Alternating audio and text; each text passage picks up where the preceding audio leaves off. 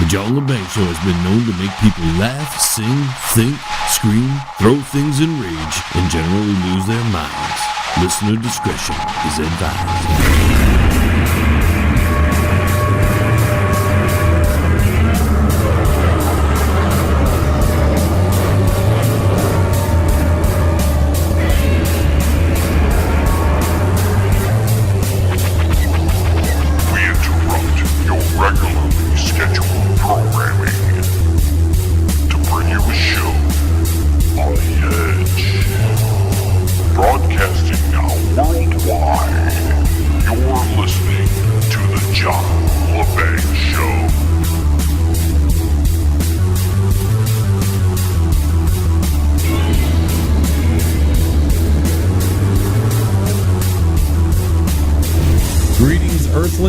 And alert the media. The John LeBang Show is broadcasting worldwide. Welcome, my friends, to another 60 minutes of commentary, discussion, maybe a little bit of comedy if we get around to it. We're going to be discussing the release of the JFK documents a little bit later on in the show. Something we used to get into quite a bit, and we're going to touch on that a little bit. Probably a lot. It's probably going to dominate the next few segments. But, I'm going to just get into some personal stuff right now, because we've talked about my new neighbors before. They're nice people.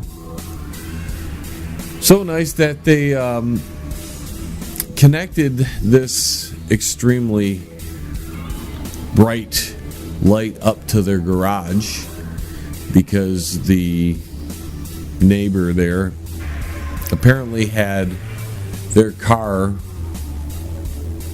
ransacked.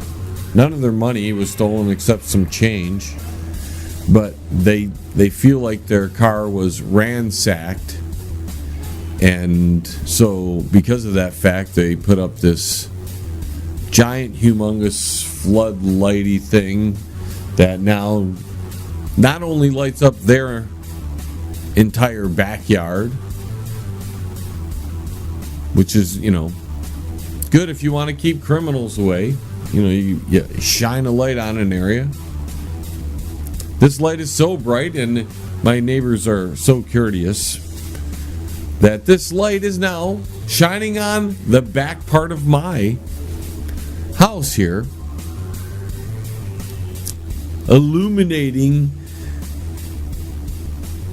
both back bedrooms. That way, in case I'm trying to sleep and I need to go to the bathroom, I have light now. This tremendous amount of light. It's like 4 million watts or something. I feel like I'm at a rock concert, actually, with the lights blaring out so much, really. So I have to find a way to deal with that, because they're not going to take down a floodlight that they just spent a bunch of money on because their neighbor is blinded by the light. I woke up in the middle of the night, and I thought I was dead for a minute, and that I had to walk towards the light. I was worried for a moment. Then I realized it was just my neighbor's excessively bright light shining and illuminating the entire backyard. It's going to be great for when that meteor shower comes, I think on Thursday, and I want to watch the meteor shower in total darkness, and now there's no such thing as darkness in my backyard, because my neighbor's light pollution is now interfering with my darkness. I think I'm going to have to put up some giant shrubs or something along the edge of the fence. I'm sure he'll take offense to that, because he took offense to me a few months ago when he wanted to just put an opening in our gate so he could traverse from his yard to my yard a lot easier. Kind of a nosy neighbor, if you ask me.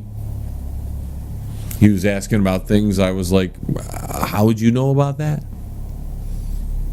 So now I have to worry about my neighbor deciding that he can traverse into my yard. I've been worried about that for a little bit. Like, why does anybody need to come into my yard? I have a garden. I mean, he had a garden. He had more tomatoes than I did. He had more corn than I did. I'm not sure why he would have needed to go into my garden for anything. I've got a mulberry tree. He's got a mulberry tree. So you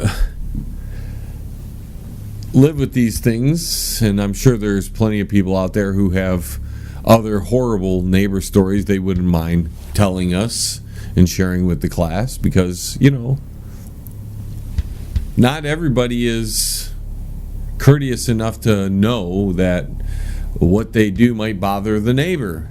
I mean, they don't think that.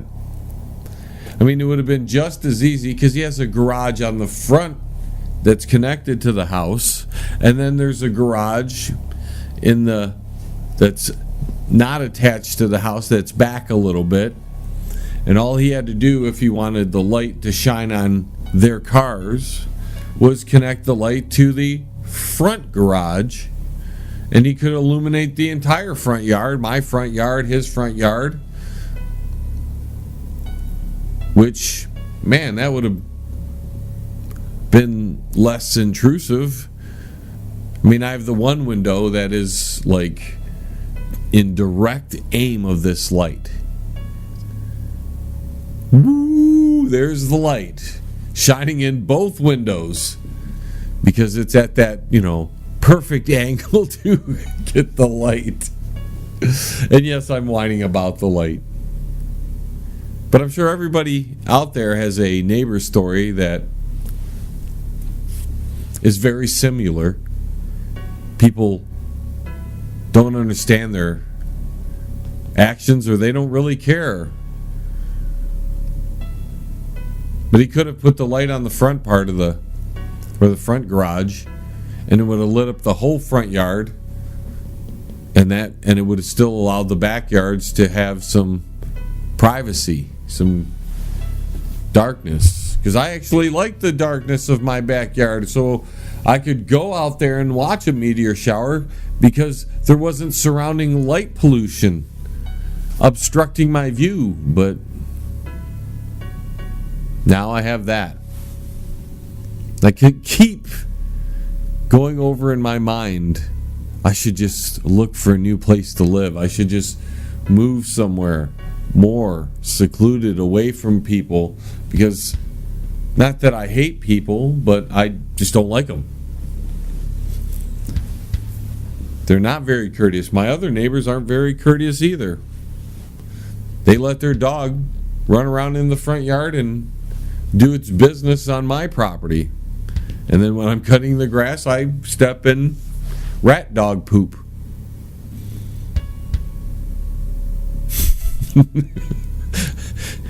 So I have to consider maybe moving.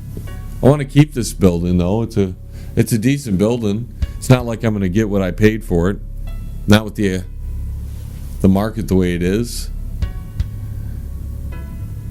Plus, we just put a roof on the building. We're going to put a new furnace in here real soon.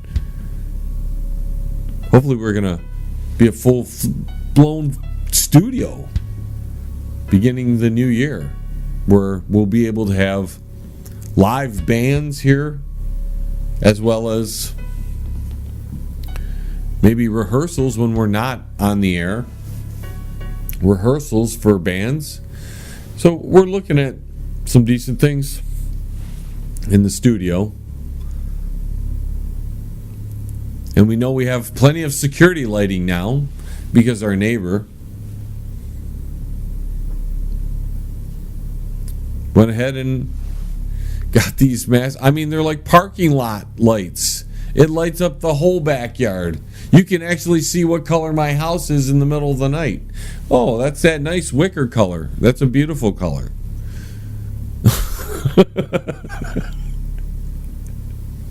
I really miss my old neighbors. They were great. They just all they did was party. And I could handle that. We have a small update on the Las Vegas shooting. There's video that has come out that shows FBI and SWAT teams running through a different casino, the Tropicana Hotel, going through there during the shooting that was happening over at the Mandalay Bay. And these FBI, and I mean, they were on high alert. So there's that.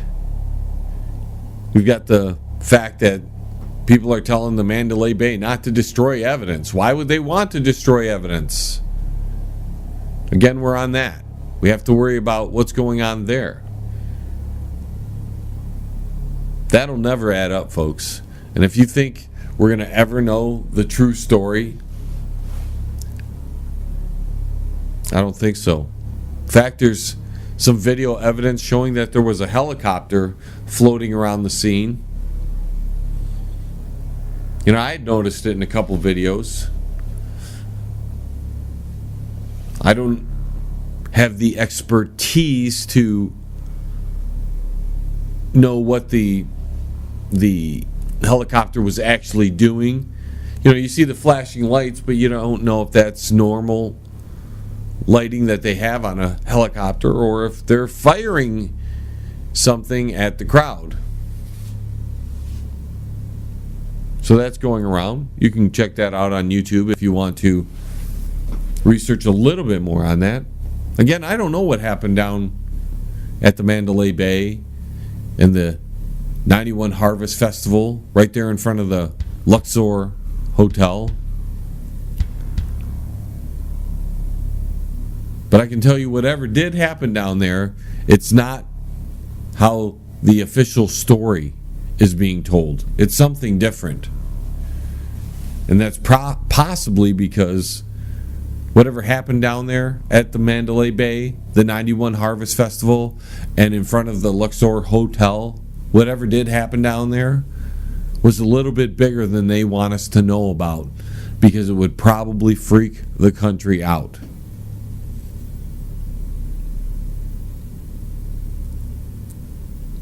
So we have those kind of things to worry about. And I've told you to stay home. Listen to the John LeBang Show on the weekends. It's much safer. You might learn something. You're definitely going to laugh here and there. Speaking of that, we have a schedule that we might as well get to right now while we have just a few minutes left. We've got the Christmas schedule coming up, and actually a little bit more than the Christmas schedule, because we have to deal with a big event for us, to be honest with you, and that's our 250th episode, which is, I mean, it is just creeping up on us with amazement. I can't believe we're already at 250. We just celebrated our 200th episode right around, I think it was like February. And now we're at 250. This has been one hell of a year, ladies and gentlemen. We went from 13 affiliates at the beginning of the year. Now we're well above 30 affiliate stations. We have probably quadrupled the number of listeners that we did just a year ago. Maybe even more than that.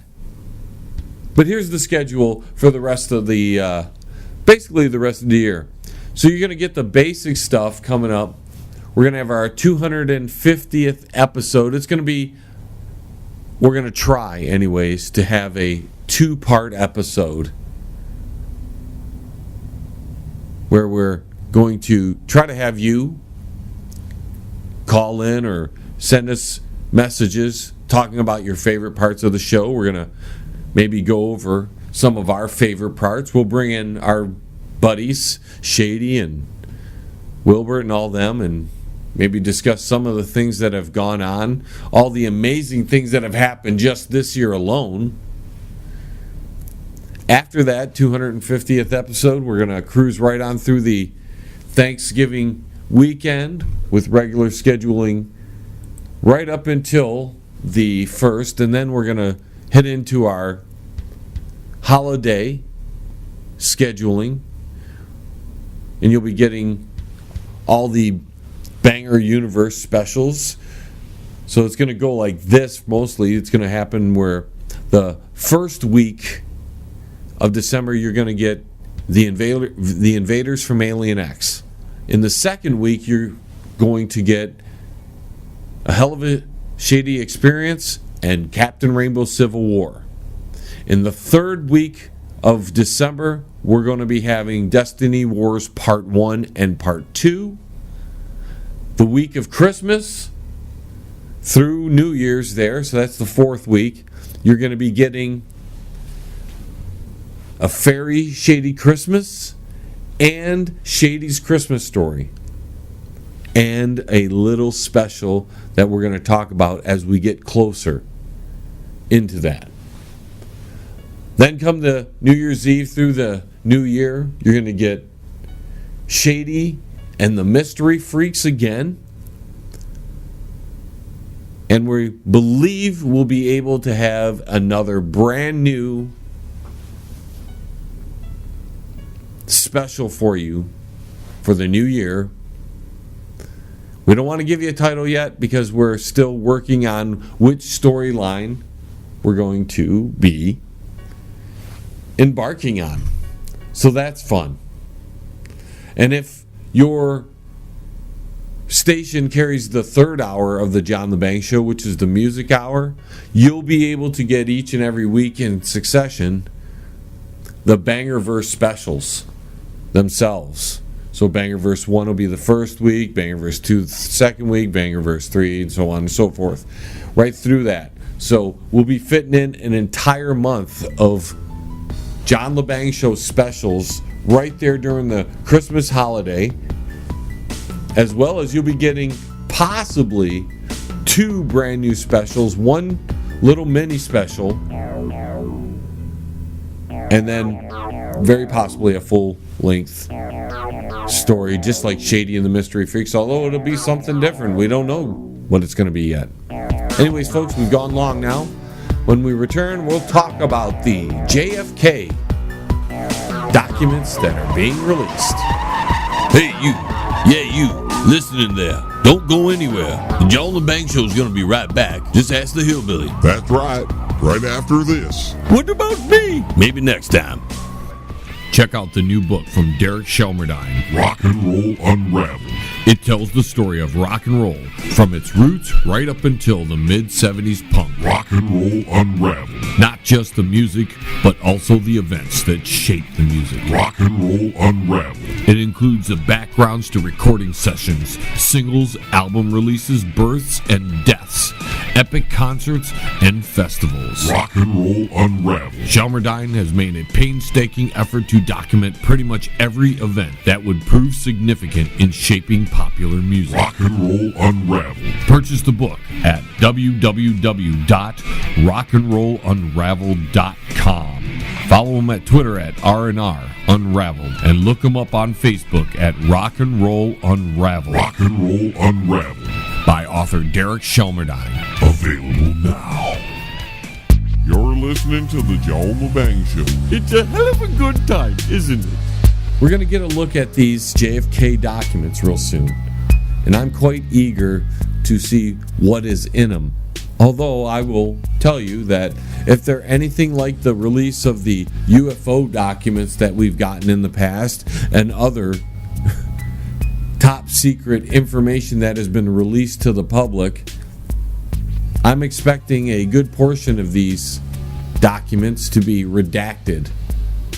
You know, the lines being crossed out that they don't want us to know. In fact, because the deadline is upon us and these documents will be made public very shortly and we'll get a look at them, there are people in the intelligence world right now probably scouring the over 3,000 so documents to redact everything they don't want us to know. Can you imagine?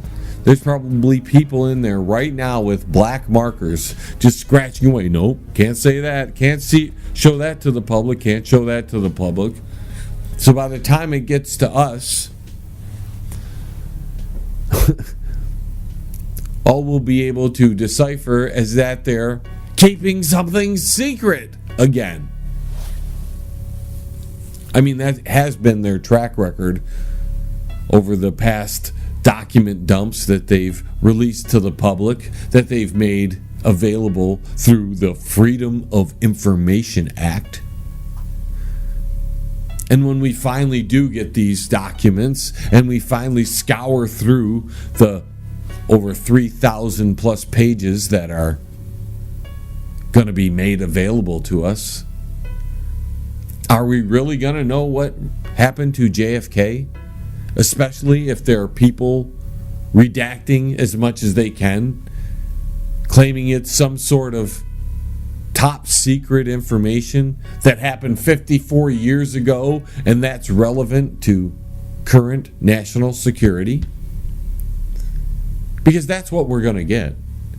We're not going to get the freedom of information that we want, where we can see everything that was written about this event that happened 54 years ago. We're not going to find out if some secret society was behind it. I mean, I find that highly unlikely. All the evidence is still going to point to Lee Harvey Oswald, even though here in the alternative media, and I've done a great deal of research on JFK myself. I've listened to every theory from the lone gunman right up into the secret societies, and that Lee Harvey Oswald was a patsy. I've come to the conclusion that we're never going to know exactly what happened. But if I would venture a guess, the most likely scenario is the stuff William Cooper had spoke about and had exposed while he was alive. But you can't tell because it looks like the Zapruder film has been doctored a little bit. They've scratched up. Because back in the day, the little film cameras that they used, you could take the film out and just scratch up little areas there, and you could damage the film permanently.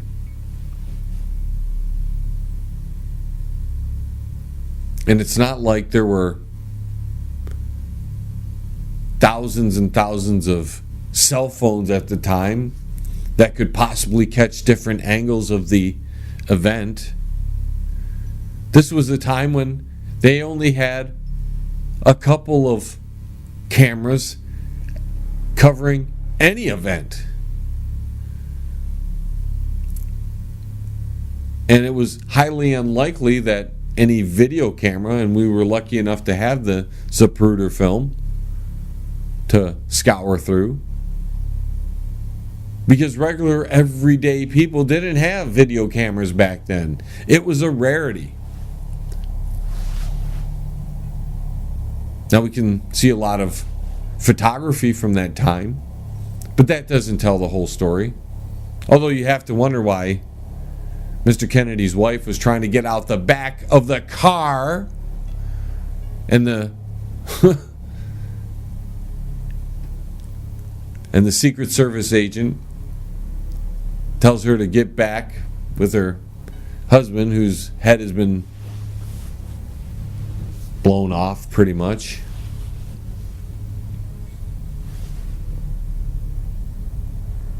So when we get these documents and we get a good look at them, and the internet scours through them, and there's going to be a lot of investigators who have been wondering this whole time. There are people who have been studying this for 50 years.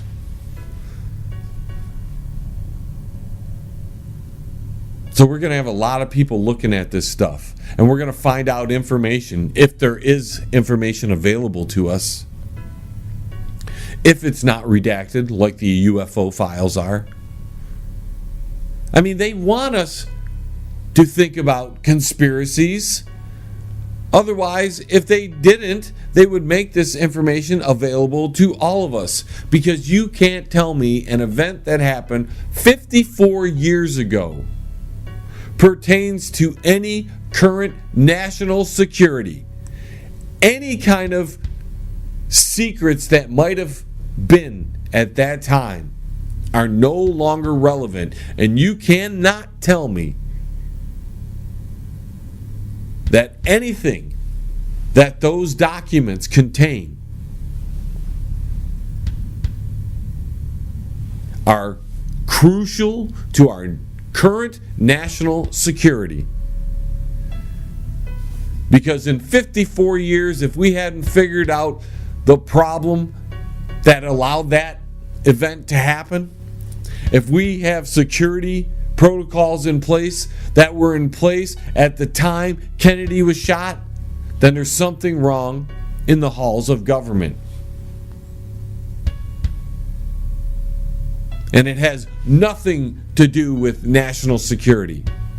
Because the problem is the people in the halls of government that couldn't have got this thing right if those protocols bear on our national security.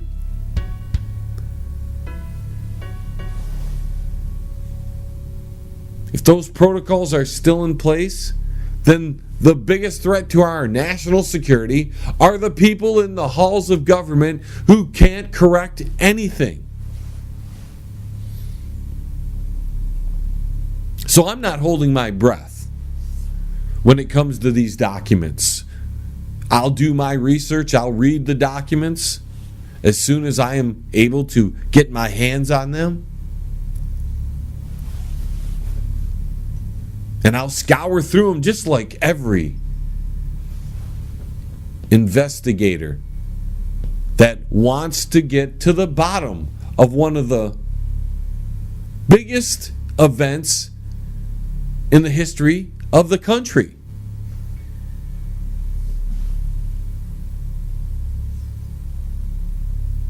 But we're going to be stuck with redacted this and redacted that. I'm willing to bet you guys out there. If you guys want to take my bet, that's fine. If you win the bet, I'll send you a free John LeBang, J. LeBang, The Ritz CD. Free of charge. That's your prize for winning. If I win, just keep listening. That's my prize. Because I appreciate you listening in the first place. But when we're sitting here 54 years later and they're finally going to release documents to us, don't tell me that anything in those documents are relevant to our current national security. I don't want to hear it. I don't want to see redacted this and redacted that. I want the whole truth and nothing but the truth. I want to see documents that are just like the day they were written. No little black scratches out there so you can't see this sentence or you can't see that sentence and you can't find out who was actually behind this. Because sometimes I have the belief that they redact these things to keep the conspiracies going.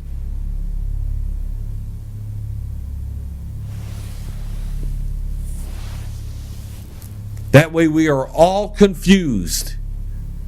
And that's the problem with all this. We're always confused, and there are all these other theories, this and that theory and this theory over here, because we don't know the truth.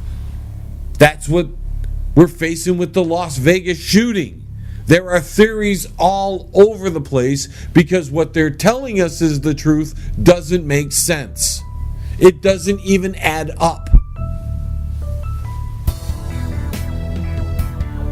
And since we know they lied to us, and since we know, in the Las Vegas shooting that is, that they tell us things just to calm the public, We got to take a quick break, folks. We'll have more on the other side of this. Stay tuned. Hey, you. Yeah, you. Listening there. Don't go anywhere. The John LeBang Show is going to be right back. Just ask the hillbilly. That's right. Right after this. What about me? Maybe next time. You know, if you're getting married soon and you need good entertainment, you need to contact John LeBang.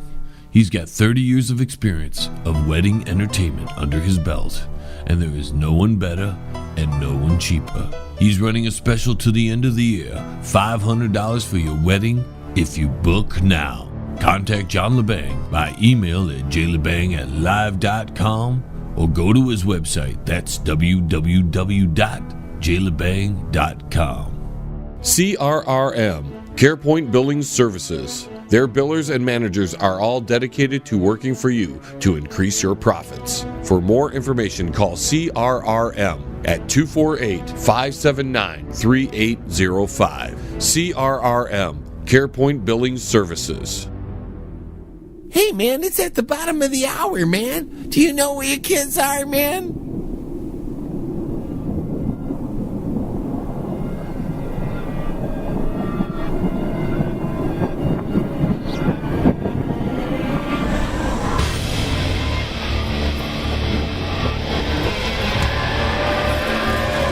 Forces of darkness, the treasonable minds who collaborate must can and will be wiped from the face of the earth. And welcome back, ladies and gentlemen.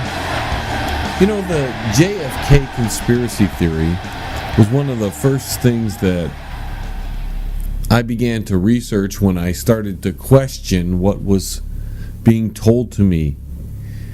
And really, it was 9/11 that set me on my path to find the truth, if the truth is able to be found. And that's what I keep considering when I'm contemplating what will be exposed in this document dump that President Donald Trump is going to allow, and if any of the conspiracy theories will be true, or will they still continue? See, the only way they're going to be true is if those documents that come out, or proven true, I should say, is that if these documents come out and they're not redacted, there are no parts that are redacted, and everything is there for all of us to read, then we can put the pieces together and find the truth. If those are all the documents that they are withholding from the public. You see, we don't know that.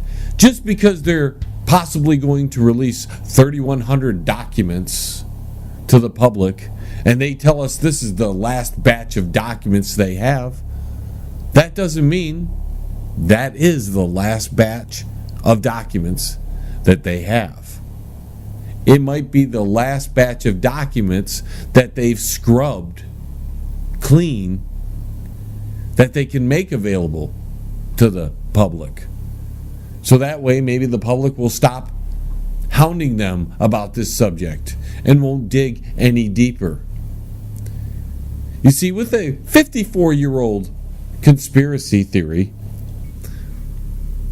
an event that happened so long ago,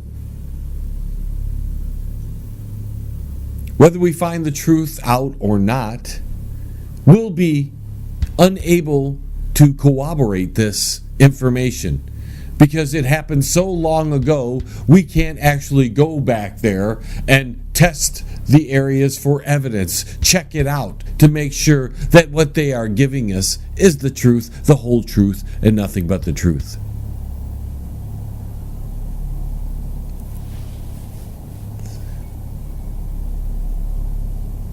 And that's where we stand with everything. And when I got into this world of conspiracy, because I do enjoy dabbling in it, It makes the juices in the brain flow a little bit, and you start piecing together a puzzle. And sometimes the puzzle has missing pieces, and then you've got to go look for those missing pieces. And when a puzzle of this nature, which has had so many missing pieces for so many years, how do we know that the missing pieces aren't going to be some kind of fabrication to throw us off the track?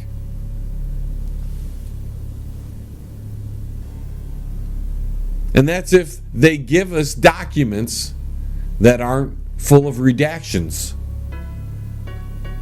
which I said in the second segment. I'd be willing to bet anybody that this is full of redactions. This will be redacted and that will be redacted.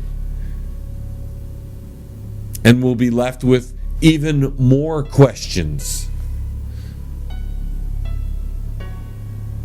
But maybe we can take the president, Mr. JFK, and take his own words to help us figure out what actually happened to him. The very word secrecy is repugnant in a free and open society.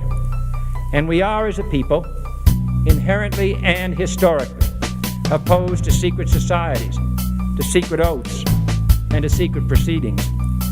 We decided long ago that the dangers of excessive and unwarranted concealment of pertinent facts far outweighed the dangers which are cited to justify it. Even today, there is little value in opposing the threat of a closed society by imitating its arbitrary restrictions. Even today, there is little value in ensuring the survival of our nation if our traditions do not survive with it. And there is very grave danger that an announced need for increased security will be seized upon by those anxious to expand its meaning to the very limits of official censorship and concealment. If the press is awaiting a declaration of war, then I can only say that no war ever posed a greater threat to our security. If you are awaiting a finding of clear and present danger, then I can only say that the danger has never been more clear, and its presence has never been more imminent.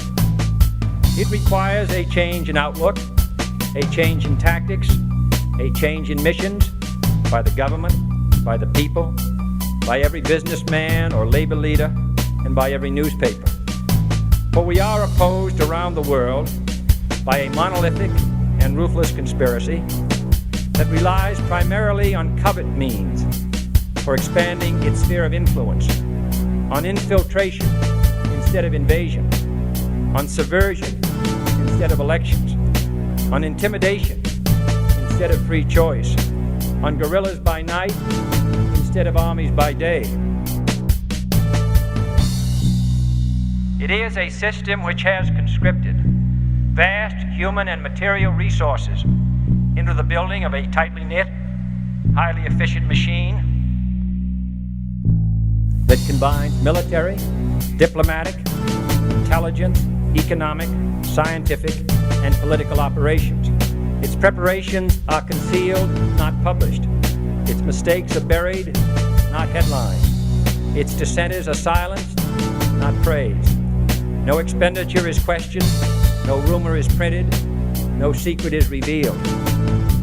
No secret is revealed. The events of recent weeks may have helped to illuminate that challenge for some, but the dimensions of its threat have loomed large on the horizon for many years. There is no escaping either the gravity or the totality of its challenge to our survival and to our security. A challenge that confronts us in unaccustomed ways in every sphere of human activity. Today, no war has been declared, and however fierce the struggle may be, it may never be declared in the traditional fashion. Our way of life is under attack. Those who make themselves our enemy are advancing around the globe. The survival of our friends is in danger. For we are opposed around the world by a monolithic and ruthless conspiracy that relies primarily on covert means for expanding its sphere of influence, on infiltration instead of invasion, on subversion instead of elections, on intimidation instead of free choice, on guerrillas by night instead of armies by day. You see, JFK was telling us something. Because what you just heard, his speech, was only weeks before his eventual demise. And when you take into consider all the various conspiracy theories out there, and then you look at the evidence that is available to us, which isn't much, you are left with so many questions and things that look like certain things are happening that don't match the official story that you have to wonder, will we ever know what happened to John F. Kennedy? We can say the same things about 9/11. The story doesn't match what happened. Why did that plane crash in the middle of nowhere? Why did we go to Afghanistan when Saudi Arabia seemed to be the financiers of the operation? Why were members of the bin Laden family shuffled out of the country? Building 7 collapsing down. How did that happen?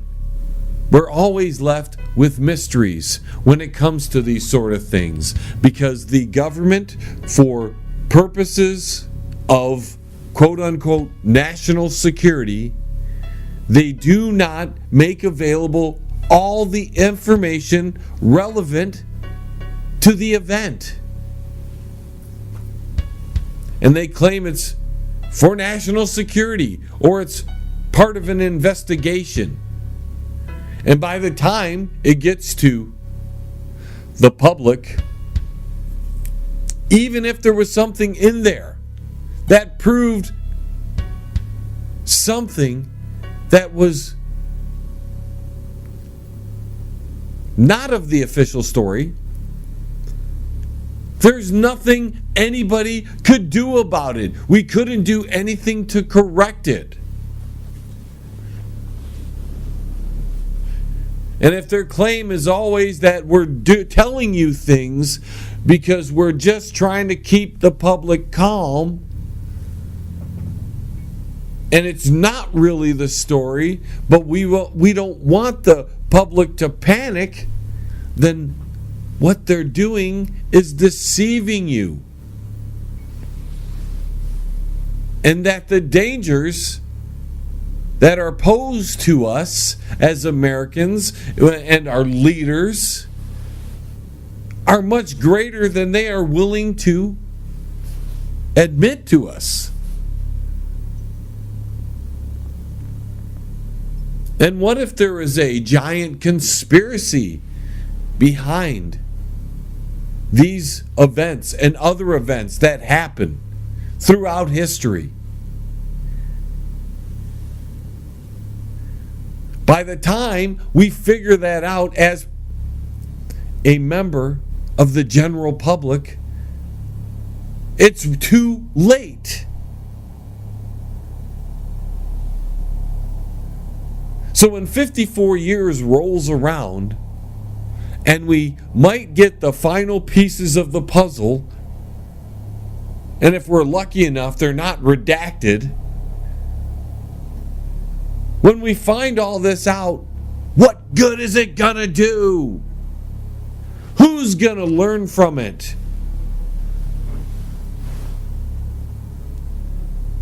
We're gonna take all this in. People are going to digest this, make their conclusions. Maybe some conspiracy theories will be confirmed. Maybe others will be destroyed. But in the process,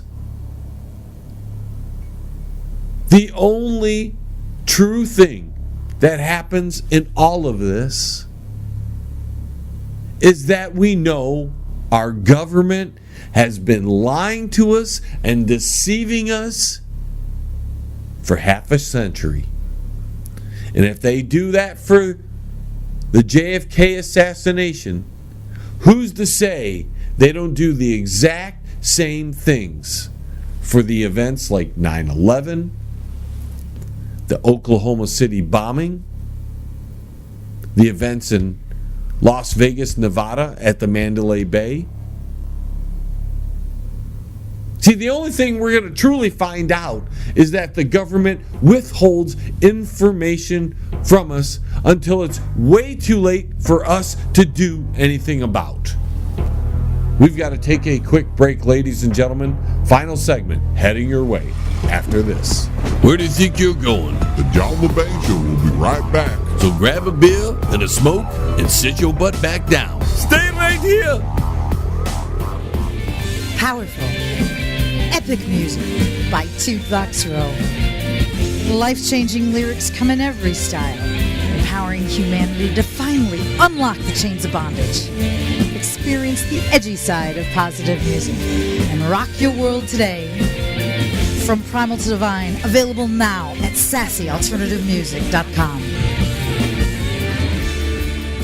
If you are elderly, disabled, receiving SSI or Medicaid, and you have a medical need or require assistance with daily housework, shopping, grooming, medication, you may qualify for housekeeping at no cost. Call now. VIP Home Healthcare, 248-579-3805. VIP Home Healthcare, there when you need them. That's 248-579-3805. And I'd like to welcome our new sponsor, Pane in the Glass, commercial and residential window cleaning. For a beautiful, sparkling shine that's crystal clear, call Pane in the Glass Window Cleaning. You can find them on Facebook at Pane in the Glass.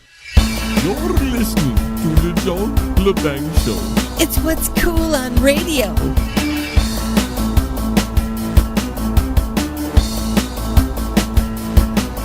If you beat up for your pride and it makes you want to hide in the closet. If you choose to play with boys and they hate you for your choice and destroy him. Yes, yes. Rainbow Pride. Rainbow Pride. This place is boring. There's never anything to do here. Well, what did you expect? Haven't you ever spent time in prison before? Oh, I've spent plenty of time in prison, and I'm always so popular. And there's always someone new to meet and connect with. And all there is here is you. Oh, that cheap piece of aluminum. You should be happy I clean up after you freaks. You're both disgusting. Oh, coming from you, I'll take that as a compliment. Whatever. So what were you saying before I was rudely interrupted? Keep it up, and I'll stick this vacuum hose where the sun don't shine. Oh, you tease. This place is more like a dungeon than a prison. Well, maybe so, but I've had plenty of fun in dungeons before. There's not even a whip here. You should shut up for a change. Oh, you're so jealous. Jealous of what? Oh, that I have the real parts, and you're just an oversized vibrator that talks. What about I vibrate this across your lips? Oh, you're gonna need something bigger than that to seal my lips. What's going on down here? Nothing. Nothing. I could hear the ruckus all the way upstairs. Oh, your little wind-up doll is malfunctioning again. I'll give you malfunction. Oh, you've got a tight grip. Idor, stand down. It'll only take a minute to beat the hell out of it. Oh, I like it rough. I said stand down. Nobody will know. I'll know. Well, then look away. Idork, you're dismissed. Now get the hell out of here and report to Nerd Eye in the lab for a diagnostic evaluation. Acknowledge. Oh, run along, little Miss Batteries. I'll be back. Oh, they all say that. So we recovered the headpiece and the boots, exactly where you told me I'd find them. Now that's 4 pieces you've been aware of. What do you know about the remaining extra pieces? Oh, that's classified. I see. What if I told you I knew of a place where we could find another one? And why would you tell us that? Well, because you already know. Oh, what are you talking about? Well, ask your little friend over there. Oh, he's not so little. Have you been keeping secrets from me? You know where the belt is, don't you? That's right, I do. What do you want? Well, I like a person who gets right to the point. I need your help, and I've got to keep it under the radar, if you know what I mean. Oh, why should we help you? Well, because I've got something you want. Oh, you're not my type. That's not what I'm talking about. But if you agree to help me, when the job's done, I'll give you the helmet. Oh, I'm gonna need my wings and my whip. Agreed. And I will need my saber and my power ring. Well, you can have your saber back, but you're much too dangerous to be in control of that ring. Then I want the timepiece. Well, you're already getting the wings and the helmet when you deliver. The deal includes the timepiece, or there's no delivery. Agreed. You get the wings now, and when you deliver on the deal, you get the timepiece. And the helmet. Fine. Oh, what kind of mischief do we have to get ourselves into? Well, we're going to have to wait until you get free. Now listen, your wings are in the hangar by door number 2. Just go out the door and take off. That's just up the stairs here and to the right.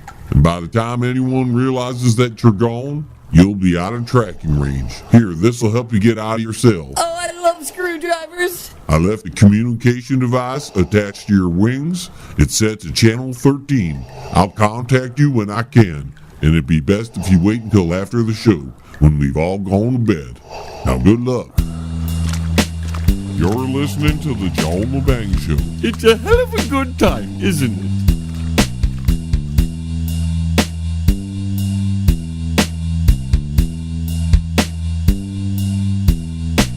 If you want to contact the John LeBang Show, feel free to send an email to jlebang@live.com. And if you're on Twitter, look him up at John LeBang. And don't forget to go to his Facebook page at The John LeBang Show.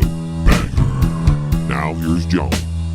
But I'd like to say we've had a good stretch of guests over the last month and a half, and we're going to continue with that next week. As our normal guest, Derek Shelmerdine, will be joining us in the second hour next week. So that should be a lot of fun. It's going to be like a Halloween edition where we're going to be covering some of the historical Halloween bands or bands and music that was popular in rock and roll history that, you know, was wrapped around scary things and the Halloween theme and all that.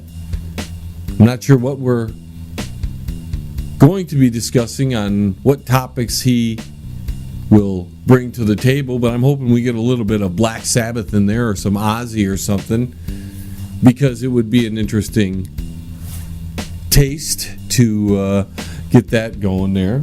Outside of that, you'll also hear a replay of Shady and the Mystery Freaks in the first hour, as we're got some things to accomplish next weekend, and so you're going to be hearing that as well. So any of you who had missed the first go around of Shady and the Mystery Freaks, you'll get your last chance here to get your first listen. So that's exciting, because I know some people said, man, we missed it. And I'm like, well, you know what? Halloween's almost here. We'll play it the week of Halloween for everybody on all our affiliate stations, and that way they can get a good listen to the Shady and the Mystery Freaks. With that being said, we told you that our schedule will be changing a little bit coming Christmas time, and that'll be available on the website right after the show. It's probably already up. You'll get at least right up until the mid-November range, where we'll be enjoying our 250th episode. And we're going to want you, the listener, and maybe even the station managers and other radio hosts who have followed the John LeBang Show for all these years, to make a little phone question and ask us a question. Say, hey, I'm so-and-so, and here's the question. And we'll get to answering it on our 250th episode. Hey, Joan, are you ready for me yet? Come on in, Shady. It's time to drop it like a deuce.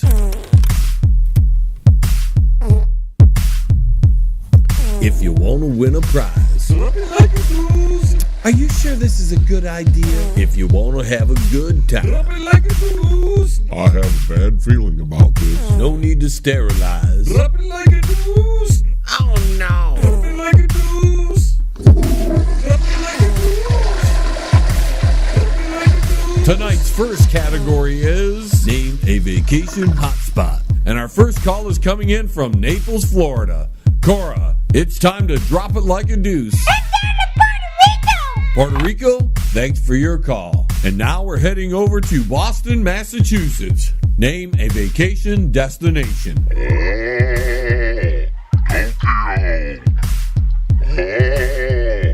All right, thanks for your call.